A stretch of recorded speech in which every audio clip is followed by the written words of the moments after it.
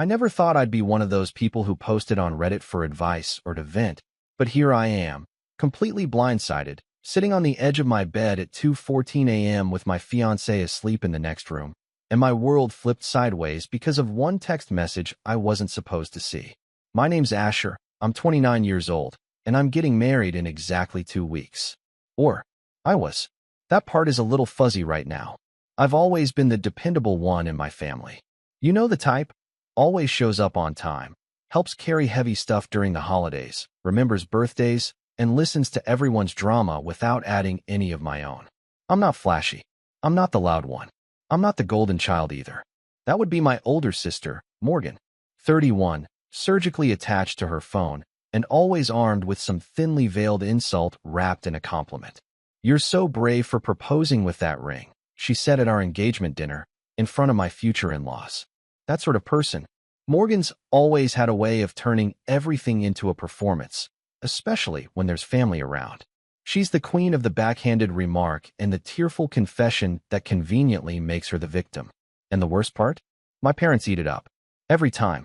My mom calls her passionate, and my dad just shrugs and says, "That's how Morgan is, you know that." Me? I was the quiet achiever. Got a decent job in IT straight out of college, bought a condo at 26, paid off my car, started a little side business designing security systems. Nothing glamorous, but solid. Steady. I've always tried to do the right thing, maybe to a fault. I don't stir the pot. I don't start fights. But I think people confuse that with weakness. And after tonight, I'm starting to see just how many of them do. The woman I was supposed to marry, Sophie, came into my life 3 years ago. Sweet, grounded, funny in a dry, sarcastic way that caught me off guard on our second date.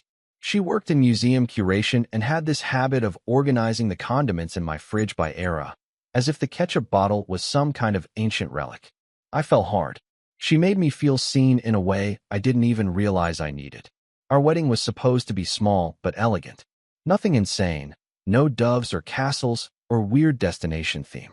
Just close friends and family. A vineyard we found about an hour outside the city, and Sophie in that dress she cried over when she tried it on.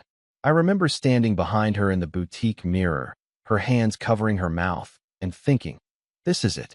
This is the person I'm building the rest of my life with. And I believed that. I really did. Until tonight. But before I get to the text, and believe me, we'll get there, I should probably explain how we got to this weird, slippery edge of a cliff that I'm teetering on right now. It started, like most of my problems, with Morgan. See, when we got engaged, there was this unspoken tension that started to creep in from the edges of every family interaction. Nothing blatant at first, just little things. Morgan joking that I was finally catching up, or asking Sophie loudly at brunch if she ever worried about Asher being too predictable. My mom would nudge her and tell her to stop, but she'd always roll her eyes and say, "I'm kidding. Gosh, you guys are so sensitive." Sophie laughed it off for a while.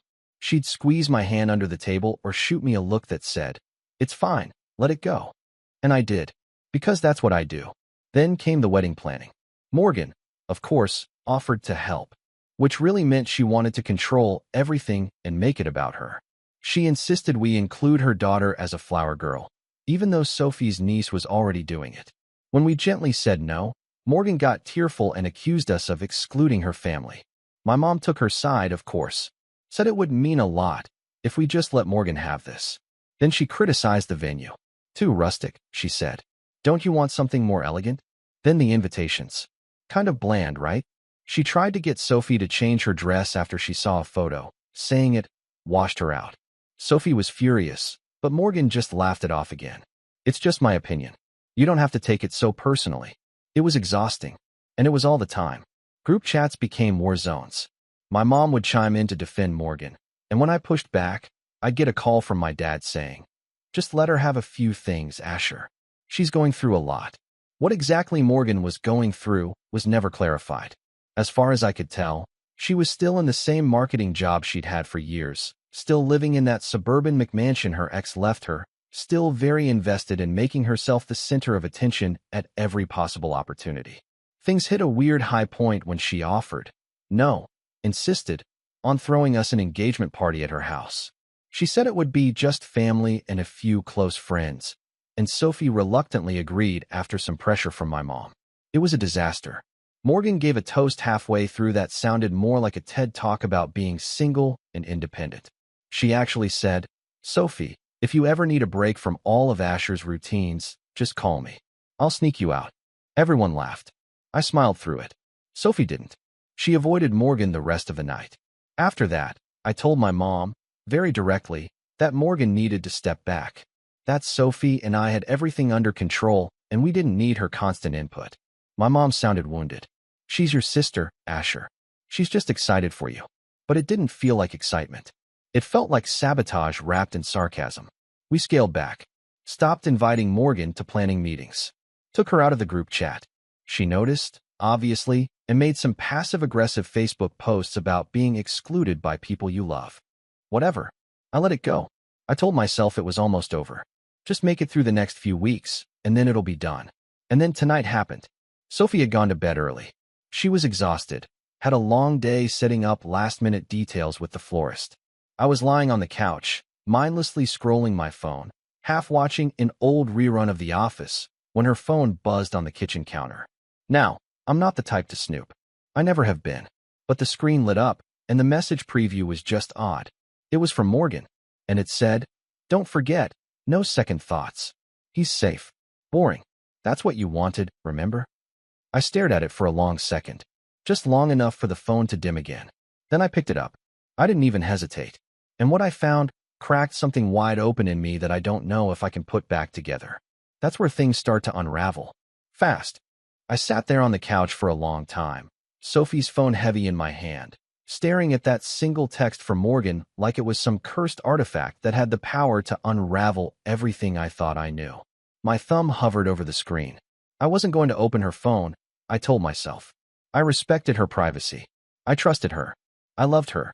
But something inside me, something quiet and cold and sharp, told me that if I didn't look now, I'd never forgive myself. So I tapped the screen, unlocked it with the code I knew, her birthday, and opened the thread with Morgan. It wasn't one message. It was a whole conversation. Weeks long.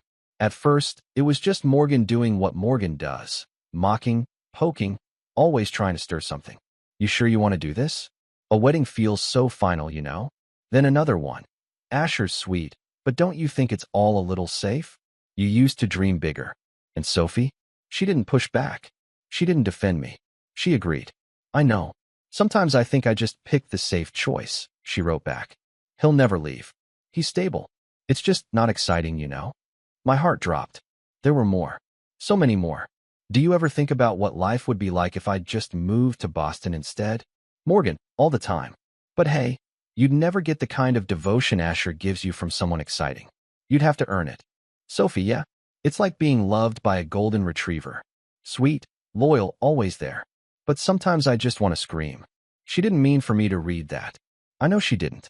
But I did. And it felt like someone had poured acid down the back of my throat. I didn't read everything. I couldn't. I closed the app, locked the phone, and just sat there. Breathing. Or trying to. I could still hear her soft breathing from the bedroom. The woman I'd been planning a future with. The woman who smiled at me this morning and asked if I wanted waffles or eggs. And all I could think about was how I had been so careful, so intentional. Every step of our relationship had been slow, thoughtful, real. I thought we had built something unshakable. But apparently, I was just the safe choice. And suddenly, everything started clicking into place. The distant looks when we went to dinner with my friends. The hesitation in her voice when we were doing the seating chart. The fact that she hadn't posted about the engagement in over a month, even though she used to update her Instagram story like it was a second job. I'd been writing it off as stress, nerves, pressure from Morgan. But maybe I was just ignoring the truth because it was easier than facing it. I didn't sleep that night. I stayed up, playing the messages over in my head, wondering what else I'd missed. And by the time the sun rose, I had made two decisions. 1, I wasn't going to say anything. Not yet. 2, I was going to figure out exactly how deep this went. The next week was a blur, but I played my part like an Oscar-winning actor.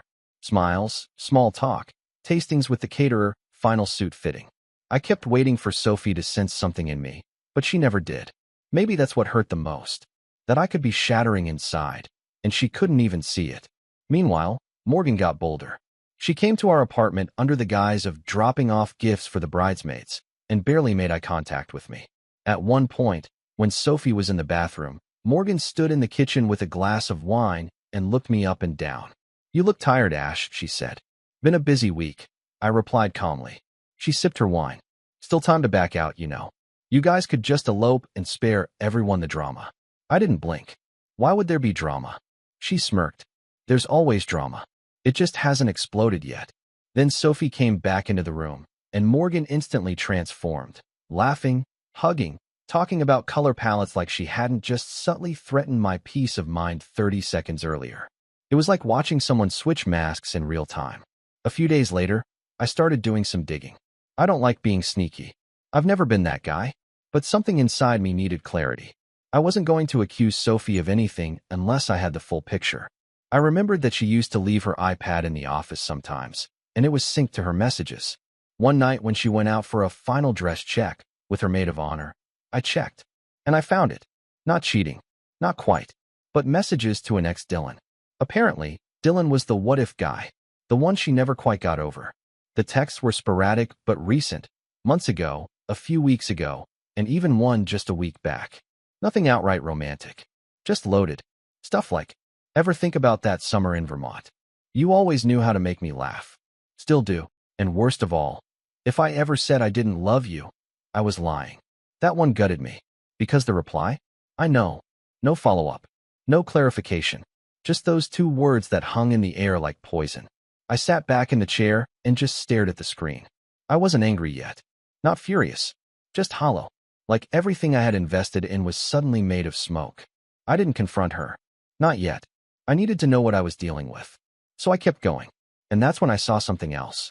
A group chat, titled The Real Bridal Party. Not the one I was in. Not the one with Sophie, her maid of honor, and my mom. This one had Morgan, her two best friends. Sophie's cousin, who I barely knew, and Sophie, and they were ripping me apart. Screenshots of texts I had sent Sophie about the venue. Comments about my wardrobe choices.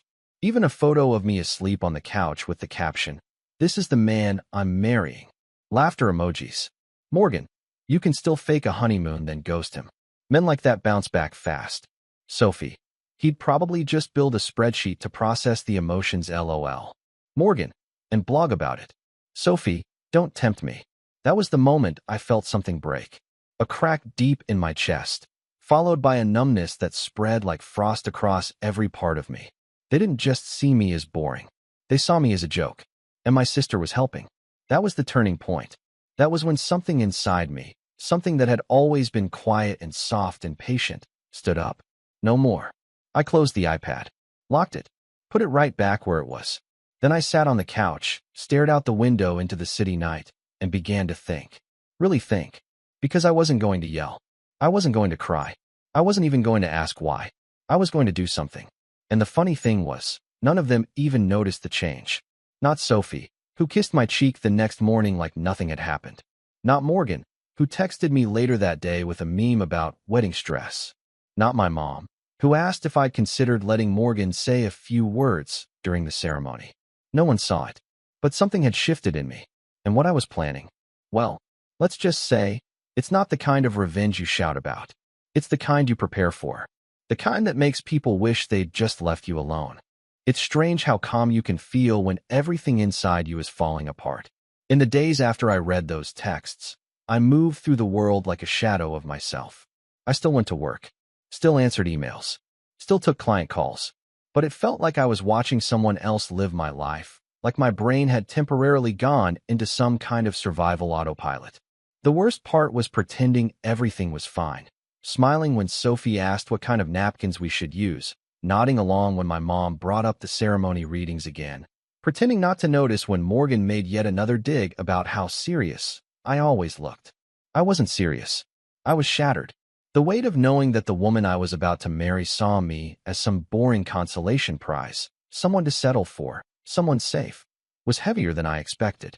It wasn't even about her ex, or the texts with Morgan, or the mocking messages in the group chat. It was the realization that I had loved someone so completely, so honestly, and she had never once looked at me the same way. And it wasn't just her. It was my whole family.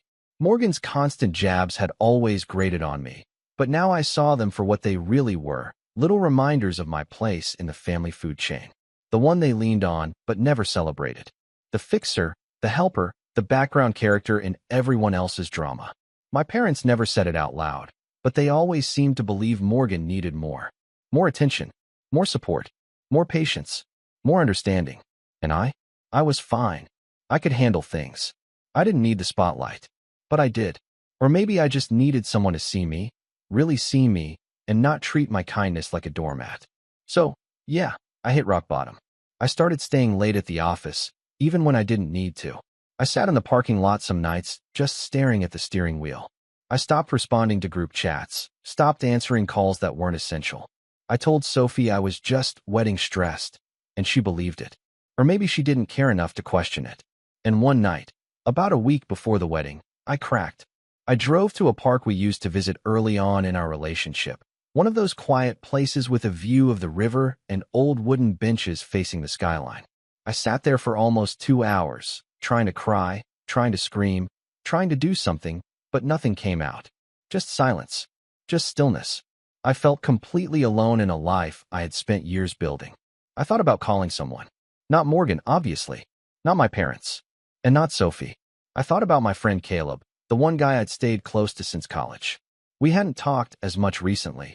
Life gets in the way, but he had always been the kind of friend who didn't need a reason to show up. I scrolled through my contacts, thumb hovering over his name. And for once, I hit call. He picked up on the third ring. Asher? Dude, you all right? I don't know why, but the sound of his voice, steady, familiar, was what finally cracked the dam. I didn't give him the full story. Not yet. Just told him I was going through something, that things with Sophie weren't what I thought, and that I needed a breather. Caleb didn't push. He just listened. Offered to meet up the next day. Told me his couch was always open. The next morning, I took him up on that. I told Sophie I had a surprise errand, something about a tux issue. She barely looked up from her phone. That weekend, I slept on Caleb's couch and told him everything. The texts, the group chat, the feeling that I was a guest star in my own relationship. He didn't interrupt. He didn't try to talk me down. When I finished, he just looked at me and said, "So what are you going to do about it?" I had no idea, but I knew what I wasn't going to do anymore. I wasn't going to stay quiet. I wasn't going to be the passive, nice guy who smiled through being disrespected. And I wasn't going to marry someone who saw me as a backup plan. That weekend became a turning point. I started going through every part of my life with fresh eyes. Not just the relationship, but everything. The condo? Still under my name alone. Good. The wedding? 90% funded by me. Sophie's parents had offered to help, but I'd taken the lead because I thought it was my responsibility. Turns out, that gave me more leverage than I realized. My side business, still thriving. I'd been designing custom home security systems for wealthier clients, referrals mostly, and I had 3 contracts lined up for after the wedding, which meant if I walked away from this whole mess, I'd be financially fine. And then there was my peace of mind. That part was harder to rebuild. I started journaling again, something I hadn't done since college. Just putting my thoughts down, every day, no filter. Some of it was angry. Some of it was heartbreaking. But it helped me see my emotions clearly, like sorting puzzle pieces. I also called my Aunt May, my dad's sister. She was always the black sheep of the family. Didn't show up to every holiday. Lived out west. But she had this calm wisdom to her, and she'd always had a soft spot for me. We talked for over an hour. She said, "You've been carrying everyone else's weight your whole life, Asher. Maybe it's time to stop apologizing for wanting something real." That stuck with me. So I stopped apologizing. I told Caleb I was postponing the wedding. Didn't say canceled, not yet, but I was taking a step back. He offered to help with whatever I needed. Then I started reaching out to vendors. Quietly. I didn't cancel anything. Not yet. But I asked questions. Reschedule policies. Refund options. Transfer possibilities. I spoke to the venue coordinator, a woman named Talia who, to my surprise, remembered me by name. "Asher? Oh, you're the polite groom. Not like the other one." I raised an eyebrow. "Other one?" She paused, then laughed. "Sorry, just a joke. Your fiancé was in a couple days ago. With her friend. They were looking at changing the layout again. Said you probably wouldn't mind." I didn't say anything. Just thanked her and hung up. But that cemented it. Sophia checked out. She was planning things without me now. Probably had been for a while. And yet, I didn't blow up. I didn't confront her. Not yet. Because this wasn't going to be a dramatic fight. This was going to be a decision. One I made on my terms. The next few days, I quietly moved some of my valuables out of the apartment. Nothing obvious. Just things that mattered. Sentimental stuff, personal files, a couple hard drives. I boxed up old letters from my grandmother, a watch my grandfather left me, and the external drive with my business records. Then I started working on something I hadn't touched in years, a portfolio. I'd always wanted to open a proper office for my side business. Take on more contracts. Maybe hire someone part-time. I had the skills. I had the reputation. What I didn't have was the push. Now I did. I updated my website, reached out to a designer friend, booked a meeting with a lawyer to form an LLC. And the more I did, the more I started to feel like myself again. Not the Asher who got steamrolled at family dinners or made to feel like an afterthought in his own relationship, but the real me. The one who built something from the ground up. The one who showed up for people not because he had to, but because he wanted to. And with every step forward, I got clearer. I wasn't going to let this wedding happen. Not because I was afraid. Not because I was heartbroken. But because I finally understood that my life didn't start with her. And it definitely wouldn't end with her either. I still hadn't told Sophie. I still hadn't told my family. But I had a plan now. And once it was in motion, they wouldn't see it coming. Not Morgan. Not Sophie. Not any of them. They thought I was the safe one. The boring one. The one who would never walk away.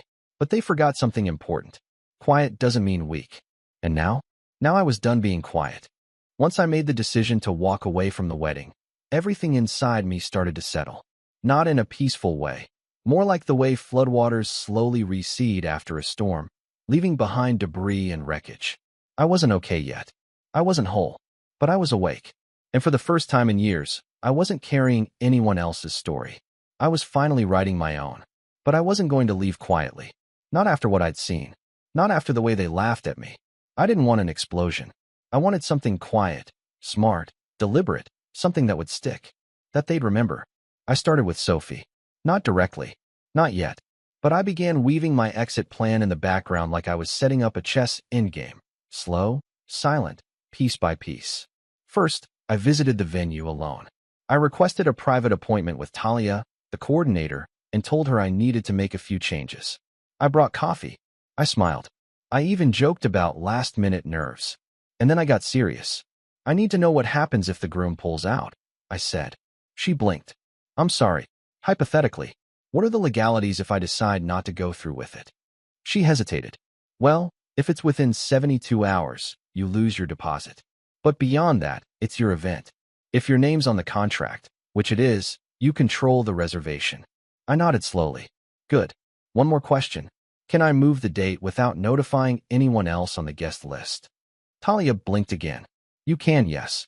But I would strongly advise. I won't cause trouble, I said, cutting her off gently. I just need some time. And I may need to use this space for something else. She didn't ask. She just nodded. Then I called the caterer. Same deal. I asked about cancellations, rescheduling, even substituting a private dinner event for the full wedding menu. They were confused, but polite. I paid a small fee to put a flexible hold on the original menu while I considered downscaling. Downscaling. What a funny word. Then came the photographer, DJ, florist. Each time, I played the same card. Slight change. Just checking options. Don't tell anyone. And slowly, I began untying the threads of the wedding that Sophie was so eager to turn into a performance. And she had no idea. She was too busy planning the bachelorette brunch Morgan wanted to host at some overpriced rooftop bar. Too busy updating her Pinterest boards with cake designs and moody modern color schemes. Too busy complaining to her friends about how I was checked out lately and acting weird. Of course I was. I was done pretending. But I wasn't just setting up an escape. I was setting up the reveal. Because revenge? Real revenge? It's not about rage. It's about clarity. And it's about timing. Around this time, I reached out to Caleb again. We met for coffee, neutral ground, a quiet place near his office, and I laid out everything I discovered. The texts, the fake bridal party group chat, the ex-boyfriend messages, the layers of betrayal, the things my own sister had said behind my back. He listened without interrupting. When I was done, he leaned back in his chair, ran a hand through his hair, and said, "You want to nuke them?" Something like that. He raised an eyebrow. You want to burn it all down? I sipped my coffee. No. I want to light a candle. In the middle of their little fantasy. And then walk away while they choke on the smoke. He nodded slowly. Okay. What do you need? I smiled. I didn't need an army. I just needed a few allies. People who knew the truth. People who could confirm the story without turning it into a circus. Caleb was one. My Aunt May was another. I called her the next day, asked if she'd be willing to fly in a few days early.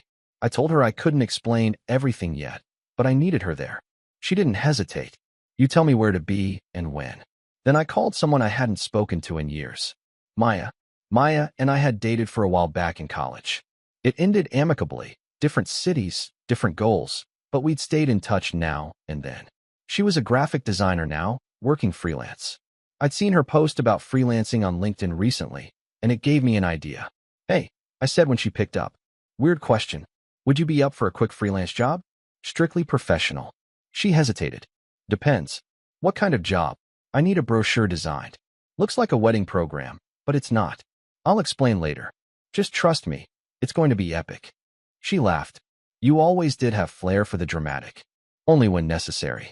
I sent her a rough draft that night. Carefully worded, designed like a typical wedding program with flowery fonts and gold trim. But inside, it told a story. My story. Side 1, the wedding timeline. Side 2, the truth. In plain language. Names redacted, but the details were unmistakable. Anonymized screenshots of the worst messages, a brief paragraph titled, What you see isn't always real, and a final message. The groom has decided not to perform today. Thank you for understanding. Maya called me the next morning. Is this real? Every word. And you're giving this out at your wedding? Not at the wedding, I said. Instead of the wedding. She whistled. Damn, you always were the nice guy. What happened? I paused. I finally got tired of being the punchline. The next few days were a blur of careful movement. I printed the brochures under a private label, had them boxed and sent to Caleb's office. Booked a few extra chairs at the vineyard, not for guests, but for witnesses. Aunt May, Maya, a couple close friends who knew just enough to be trusted. Meanwhile, Sophie was spinning in her own little reality bubble. She spent her time complaining about seating charts, arguing with the florist, posting selfies with Morgan captioned bliss and chaos. She didn't notice me pulling away. Or maybe she noticed and just assumed I was stressed, which was true, but not in the way she thought. Then, exactly 3 days before the wedding, I got a call from my mom. Asher, she said, her voice tight. Can we talk? About what? Your sister said you're being difficult, that you're pulling out of things. Is everything okay? I nearly laughed. Mom, I said, Morgan has spent the last 2 months treating this wedding like her own personal spotlight. If anyone's being difficult, it's her.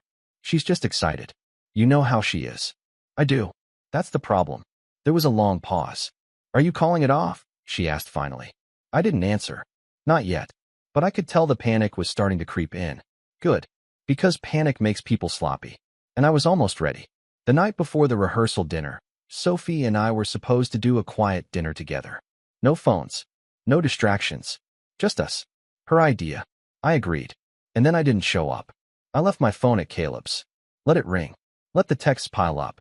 And I watched the clock tick past each minute she waited for me, wondering, maybe for the first time, if something was really wrong. She came home after midnight. I was already in bed. Lights off. Eyes closed. She didn't say anything. Neither did I.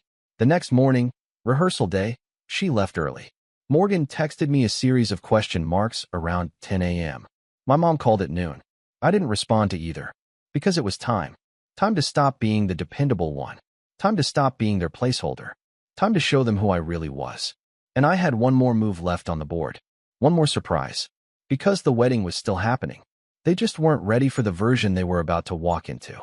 I woke up on what was supposed to be my wedding day at 6 a.m. sharp. The sky outside was overcast, gray and heavy, like it knew what was coming. I stood in the middle of the condo, surrounded by the remnants of a life that was about to be left behind. Sophie had already gone ahead to the vineyard that morning. She'd stayed at a hotel with her bridal party the night before, probably sipping mimosas, getting her hair done, taking selfies captioned, ready for forever. I made coffee, put on my suit, but not the one I had tailored for the wedding. No, I wore the charcoal gray one I wore to client meetings, clean, crisp, professional. Because today wasn't a wedding.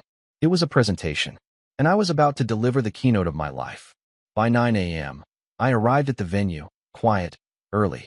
The vineyard was beautiful in the morning fog. Talia, the venue coordinator, greeted me with a nervous smile. "Are you sure about this?" I nodded. "Just make sure the staff is in position and no one interrupts the usher." She handed me the box. Inside were the custom programs Maya had designed. Elegant, deceptive, brilliant. They looked just like normal wedding brochures. Names in gold script, a timeline of the ceremony, a heartfelt quote on the back. Love doesn't make the world go round. Love is what makes the ride worthwhile. But inside was the truth. The middle spread was a cleanly written, concise story, my story, with redacted names but clear timelines, clearly cropped screenshots, the golden retriever text, the "he'll never leave" quote, and a piece of the real bridal party chat with enough context to sting, and a message that read, "To our dear guests, I thank you for showing up today. Unfortunately, this ceremony will not be going forward. I have learned, too late, that love without respect is a performance. That trust is not a gift to be laughed at.